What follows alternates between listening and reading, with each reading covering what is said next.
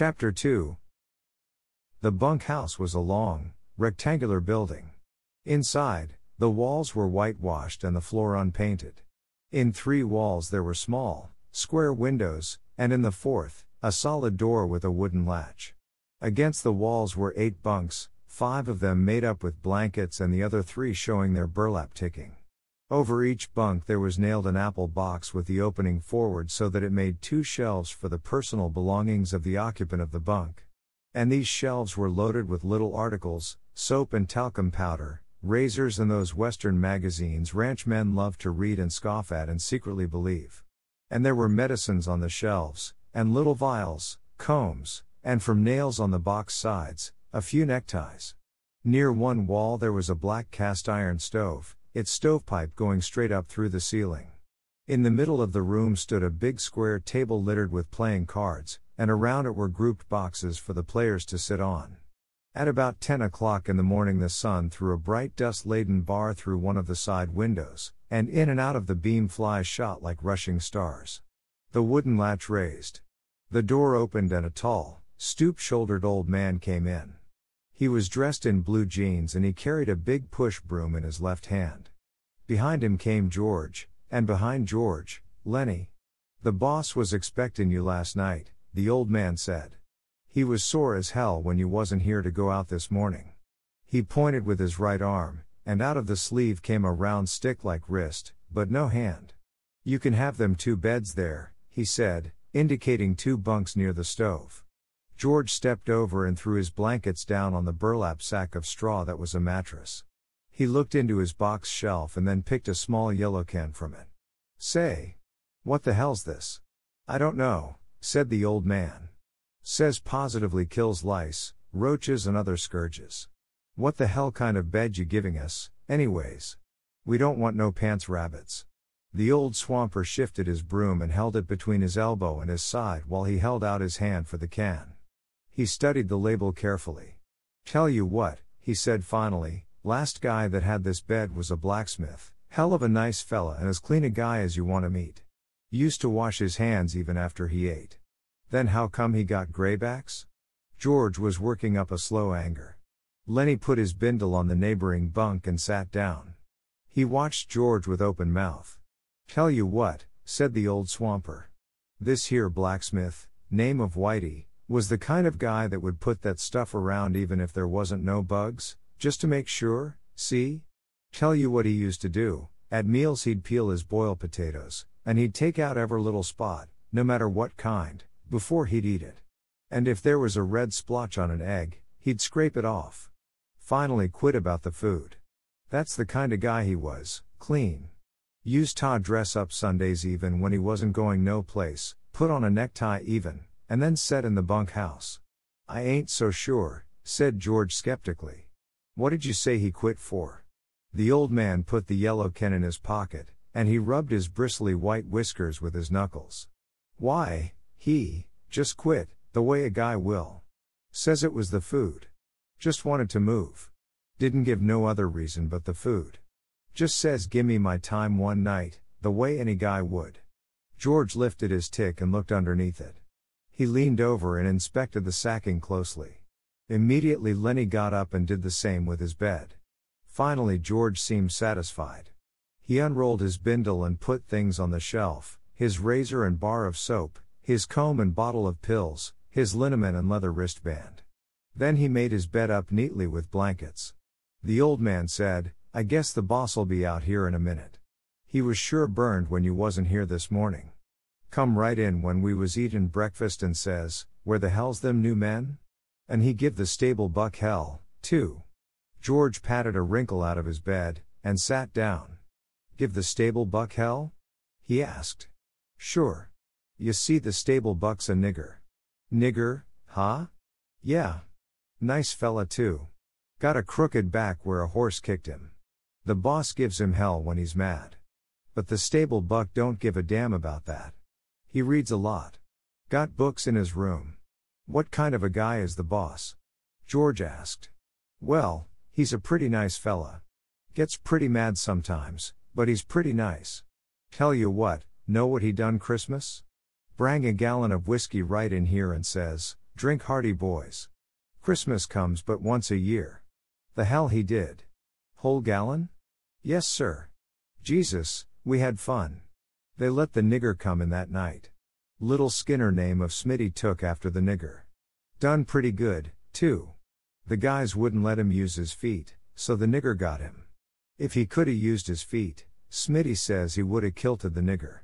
The guys said on account of the nigger's got a crooked back, Smitty can't use his feet. He paused in relish of the memory.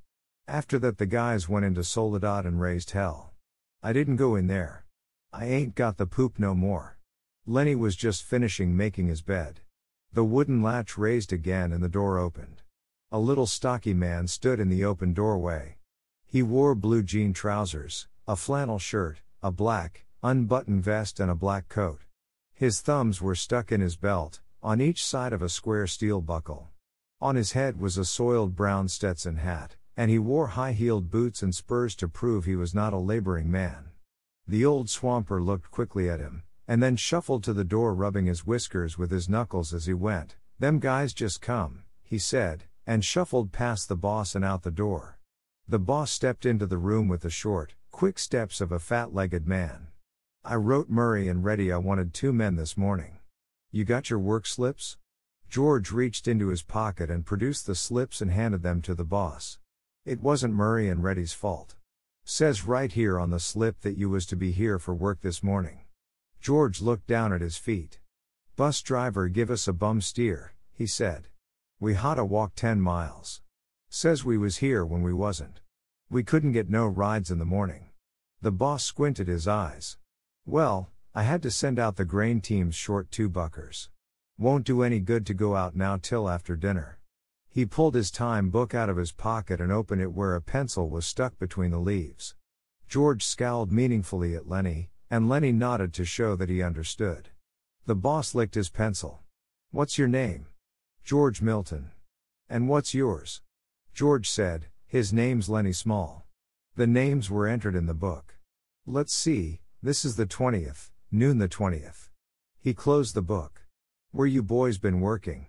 "Up around weed," said George. "You too?" To Lennie. "Yeah, him too," said George. The boss pointed a playful finger at Lennie.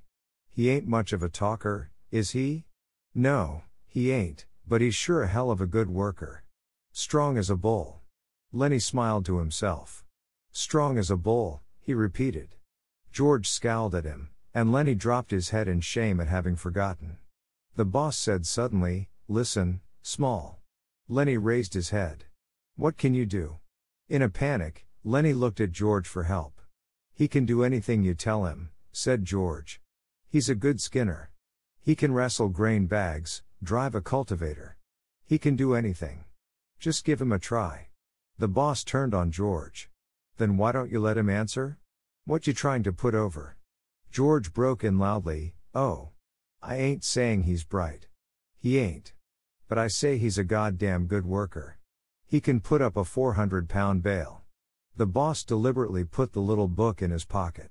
He hooked his thumbs in his belt and squinted one eye nearly closed. "Say, what you sellin'?" "Huh?" I said, "What stake you got in this guy? You takin' his pay away from him?" "No, course I ain't. Why you think I'm sellin' him out?" "Well, I never seen one guy take so much trouble for another guy." "I'd just like to know what your interest is," George said. "He's my cousin. I told his old lady I'd take care of him. He got kicked in the head by a horse when he was a kid. He's all right. Just ain't bright. But he can do anything you tell him." The boss turned half away. "Well, God knows he don't need any brains to buck barley bags. But don't you try to put nothing over, Milton. I got my eye on you. Why'd you quit in weed?" "Job was done," said George promptly. "What kind of job?" We was digging a cesspool." "All right. But don't try to put nothing over, 'cause you can't get away with nothing. I seen wise guys before. Go on out with the grain teams after dinner. They're picking up barley at the threshing machine. Go out with Slim's team." "Slim?" "Yeah. Big tall skinner. You'll see him at dinner." He turned abruptly and went to the door, but before he went out he turned and looked for a long moment at the 2 men. When the sound of his footsteps had died away, George turned on Lennie. So you wasn't gonna say a word. You was gonna leave your big flapper shut and leave me do the talkin'. Damn near lost us the job. Lennie stared hopelessly at his hands. I forgot, George. Yeah, you forgot. You always forget, and I got to talk you out of it. He sat down heavily on the bunk. Now he's got his eye on us. Now we got to be careful and not make no slips. You keep your big flapper shut after this. He fell morosely silent. George. What you want now? I wasn't kicked in the head with no horse, was I, George? Be a damn good thing if you was, George said viciously. Save everybody a hell of a lot of trouble. You said I was your cousin, George. Well, that was a lie. And I'm damn glad it was. If I was a relative of yours I'd shoot myself. He stopped suddenly, stepped to the open front door and peered out. Say, what the hell you doin' listenin'? The old man came slowly into the room. He had his broom in his hand. And at his heels there walked a drag-footed sheepdog, gray of muzzle, and with pale, blind old eyes. The dog struggled lamely to the side of the room and lay down, grunting softly to himself and licking his grizzled, moth-eaten coat. The swamper watched him until he was settled. I wasn't listenin'. I was just standin' in the shade of my newt scratchin' my dog. I just now finished swampin' the wash house. You was pokin' your big ears into our business, George said. I don't like nobody to get nosy. The old man looked uneasily from George to Lennie, and then back. I just come there, he said. I didn't hear nothing you guys was sayin'. I ain't interested in nothing you was sayin'. A guy on a ranch don't never listen nor he don't ask no questions. Damn right he don't, said George, slightly mollified, not if he wants to stay workin' long. But he was reassured by the swamper's defense. Come on in and set down a minute, he said. That's a hell of an old dog. Yeah. I had him ever since he was a pup. God, he was a good sheepdog when he was younger. He stood his broom against the wall and he rubbed his white bristled cheek with his knuckles. How'd you like the boss? He asked. Pretty good. Seemed alright. He's a nice fella, the swamper agreed. You got to take him right. At that moment a young man came into the bunk house, a thin young man with a brown face, with brown eyes and a head of tightly curled hair. He wore a work glove on his left hand, and, like the boss, he wore high-heeled boots. Seen my old man? He asked. The swamper said, he was here just a minute ago, Curly. Went over to the cookhouse, I think. I'll try to catch him, said Curly. His eyes passed over the new men and he stopped. He glanced coldly at George and then at Lennie. His arms gradually bent at the elbows and his hands closed into fists. He stiffened and went into a slight crouch. His glance was at once calculating and pugnacious. Lennie squirmed under the look and shifted his feet nervously. Curly stepped gingerly close to him. You the new guys the old man was waitin' for? We just come in, said George. Let the big guy talk. Lennie twisted with embarrassment. George said, S'pose he don't want to talk? Curly lashed his body around. By Christ, he's got to talk when he's spoke to. What the hell are you getting into it for? We travel together, said George coldly. Oh, so it's that way. George was tense and motionless. Yeah, it's that way. Lennie was looking helplessly to George for instruction. And you won't let the big guy talk, is that it? He can talk if he wants to tell you anything. He nodded slightly to Lennie. We just come in, said Lennie softly. Curly stared levelly at him. Well, next time you answer when you're spoke to. He turned toward the door and walked out, and his elbows were still bent out a little. George watched him out, and then he turned back to the swamper. Say, what the hell's he got on his shoulder? Lennie didn't do nothing to him. The old man looked cautiously at the door to make sure no one was listening. That's the boss's son, he said quietly. Curly's pretty handy. He done quite a bit in the ring. He's a lightweight, and he's handy. Well, let him be handy, said George. He don't have to take after Lennie. Lennie didn't do nothing to him. What's he got against Lennie? The swamper considered. Well, tell you what. Curly's like a lot of little guys. He hates big guys. He's all the time picking scraps with big guys. Kind of like he's mad at him because he ain't a big guy. You seen little guys like that, ain't you? Always scrappy? Sure, said George. I seen plenty tough little guys. But this Curly better not make no mistakes about Lennie. Lennie ain't handy, but this Curly punk is gonna get hurt if he messes around with Lennie. Well, Curly's pretty handy, the swamper said skeptically. Never did seem right to me. S'pose Curly jumps a big guy and licks him. Everybody says what a game guy Curly is. And s'pose he does the same thing and gets licked. Then everybody says the big guy oughta pick somebody his own size, and maybe they gang up on the big guy. Never did seem right to me. Seems like Curly ain't giving nobody a chance. George was watching the door. He said ominously, well, he better watch out for Lennie. Lennie ain't no fighter, but Lennie's strong and quick and Lennie don't know no rules. He walked to the square table and sat down on one of the boxes. He gathered some of the cards together and shuffled them. The old man sat down on another box. Don't tell Curly I said none of this. He'd slough me. He just don't give a damn. Won't ever get canned 'cause his old man's the boss. George cut the cards and began turning them over, looking at each one and throwing it down on a pile. He said, this guy Curly sounds like a son of a bitch to me. I don't like mean little guys. Seems to me like he's worse lately, said the swamper.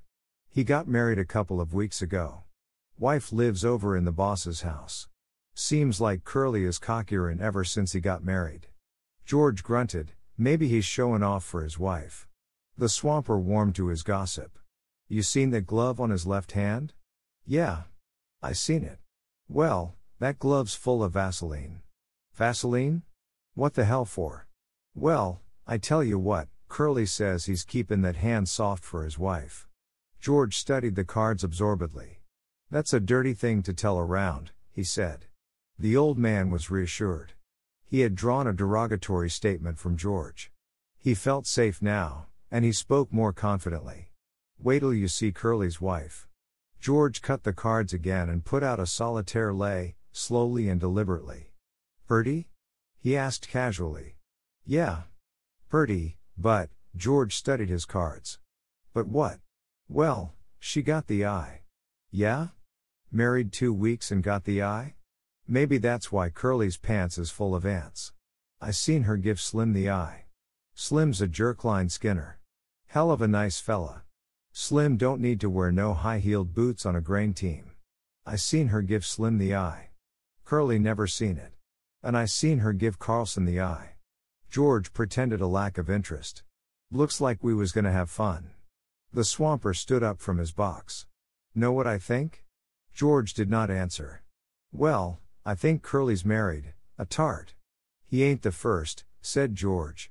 There's plenty done that. The old man moved toward the door, and his ancient dog lifted his head and peered about, and then got painfully to his feet to follow. I gotta be setting out the wash basins for the guys. The teams'll be in before long. You guys gonna buck barley? Yeah. You won't tell Curly nothing I said? Hell no. Well, you look her over, mister. You see if she ain't a tart. He stepped out the door into the brilliant sunshine. George laid down his cards thoughtfully, turned his piles of 3. He built 4 clubs on his ace pile. The sun square was on the floor now, and the flies whipped through it like sparks. A sound of jingling harness and the croak of heavy-laden axles sounded from outside. From the distance came a clear call. Stable buck, oostable buck. And then, where the hell is that goddamn nigger?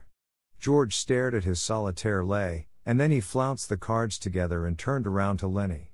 Lennie was lying down on the bunk watching him. Look, Lennie.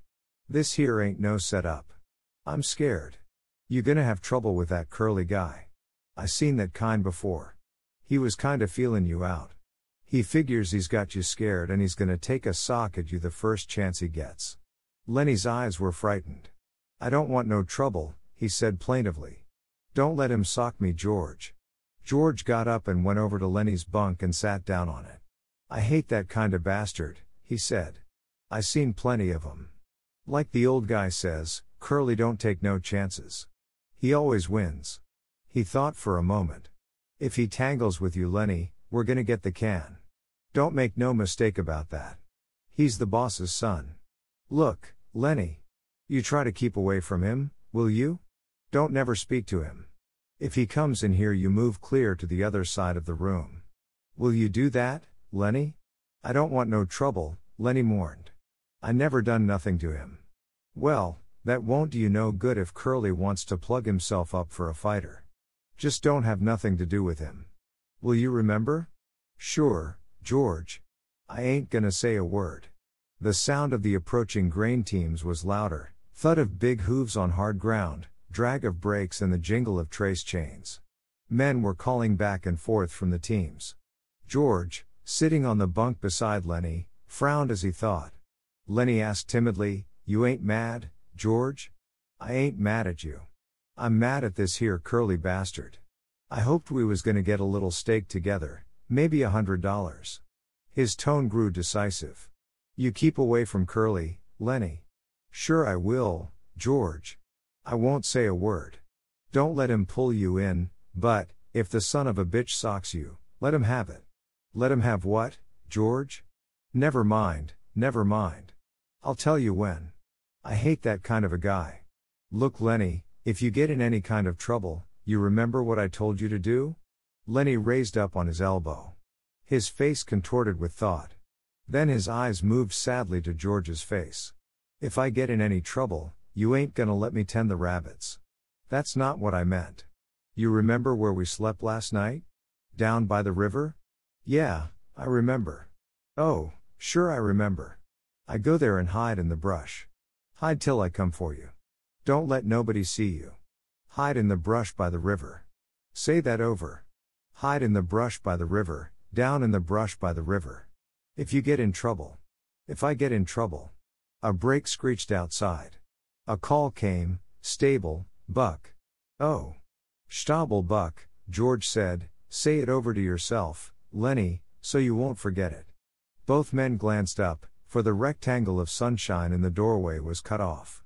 A girl was standing there looking in. She had full, rouged lips and wide-spaced eyes, heavily made up.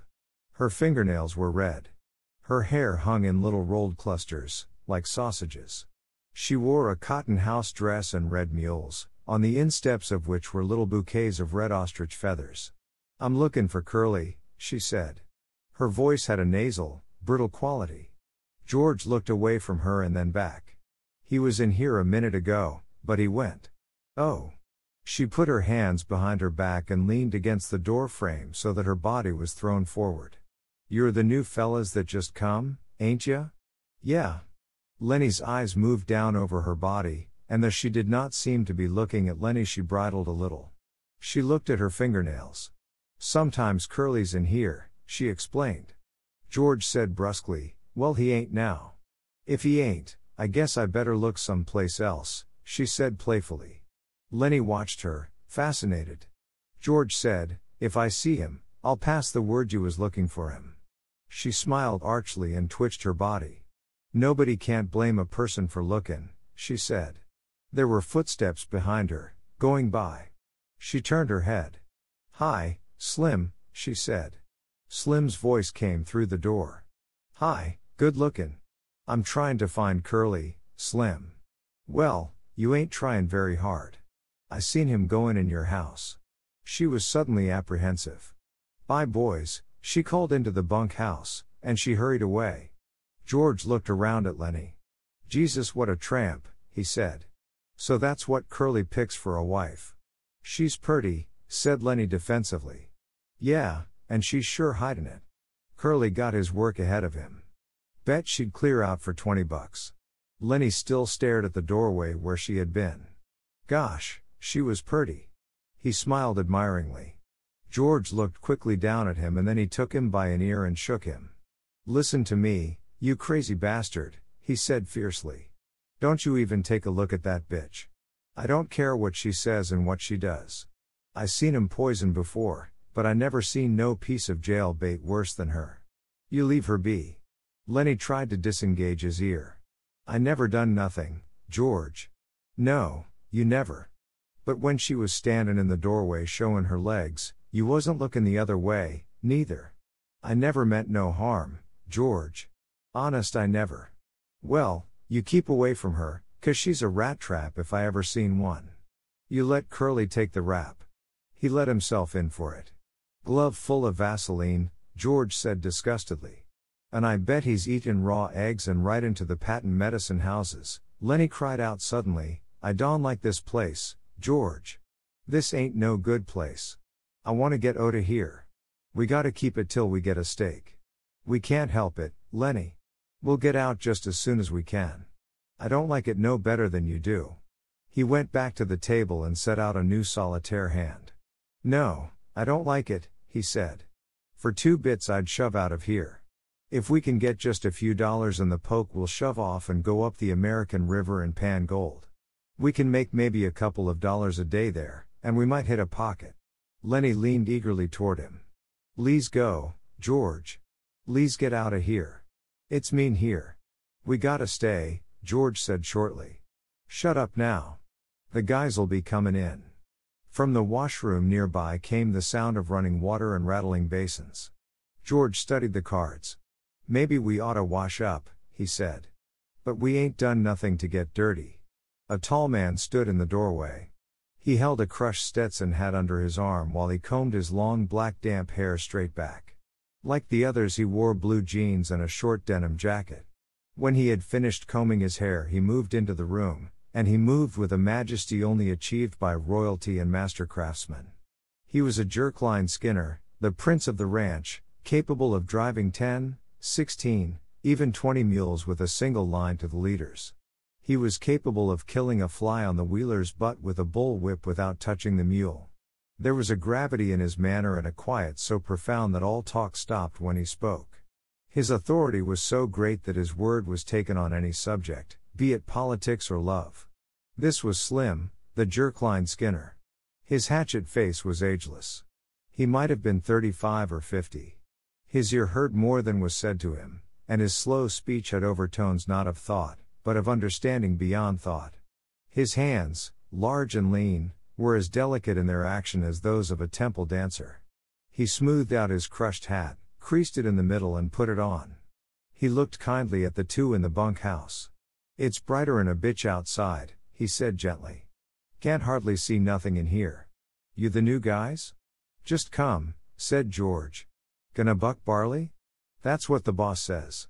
Slim sat down on a box across the table from George. He studied the solitaire hand that was upside down to him. Hope you get on my team, he said. His voice was very gentle. I got a pair of punks on my team that don't know a barley bag from a blue ball. You guys ever bucked any barley? Hell yes, said George.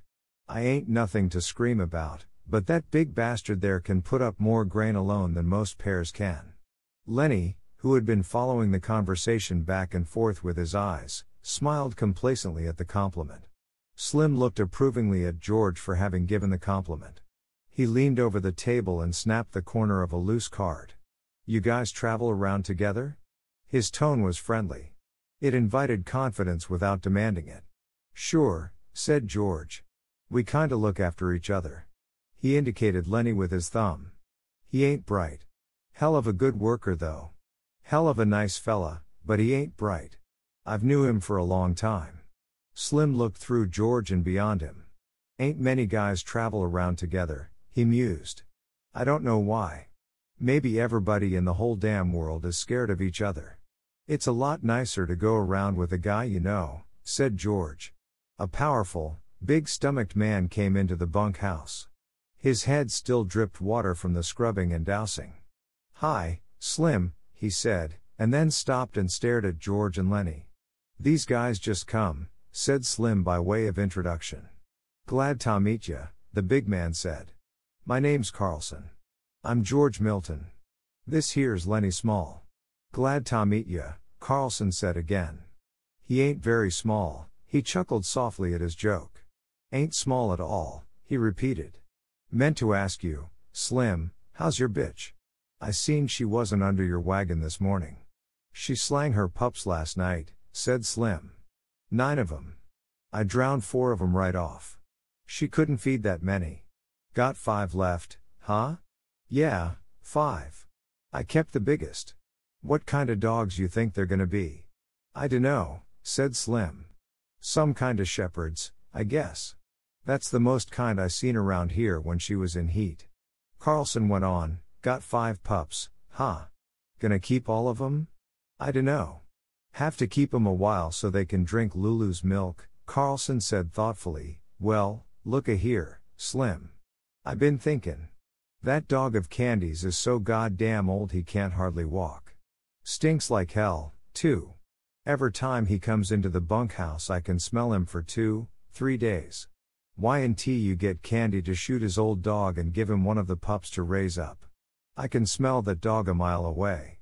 Got no teeth, damn near blind, can't eat. Candy feeds him milk. He can't chew nothing else. George had been staring intently at Slim. Suddenly a triangle began to ring outside, slowly at first, and then faster and faster until the beat of it disappeared into one ringing sound. It stopped as suddenly as it had started. There she goes, said Carlson. Outside, there was a burst of voices as a group of men went by. Slim stood up slowly and with dignity. You guys better come on while there's still something to eat. Won't be nothing left in a couple of minutes. Carlson stepped back to let Slim precede him, and then the two of them went out the door. Lennie was watching George excitedly. George rumpled his cards into a messy pile. Yeah, George said, I heard him, Lennie. I'll ask him. A brown and white one, Lennie cried excitedly. Come on. Lee's get dinner. I don't know whether he got a brown and white one. Lennie didn't move from his bunk. You ask him right away, George, so he won't kill no more of 'em. Sure. Come on now, get up on your feet. Lennie rolled off his bunk and stood up, and the two of them started for the door. Just as they reached it, Curly bounced in. You seen a girl around here? He demanded angrily. George said coldly. 'Bout half an hour ago maybe. Well, what the hell was she doin'? George stood still, watching the angry little man. He said insultingly, she said, she was looking for you. Curly seemed really to see George for the first time. His eyes flashed over George, took in his height, measured his reach, looked at his trim middle. Well, which way'd she go? He demanded at last. I dunno, said George. I didn't watch her go. Curly scowled at him, and turning, hurried out the door. George said, You know, Lennie, I'm scared I'm gonna tangle with that bastard myself. I hate his guts. Jesus Christ. Come on. They won't be a damn thing left to eat. They went out the door. The sunshine lay in a thin line under the window. From a distance there could be heard a rattle of dishes. After a moment the ancient dog walked lamely in through the open door. He gazed about with mild, half-blind eyes. He sniffed, and then lay down and put his head between his paws. Curly popped into the doorway again and stood looking into the room. The dog raised his head, but when Curly jerked out, the grizzled head sank to the floor again.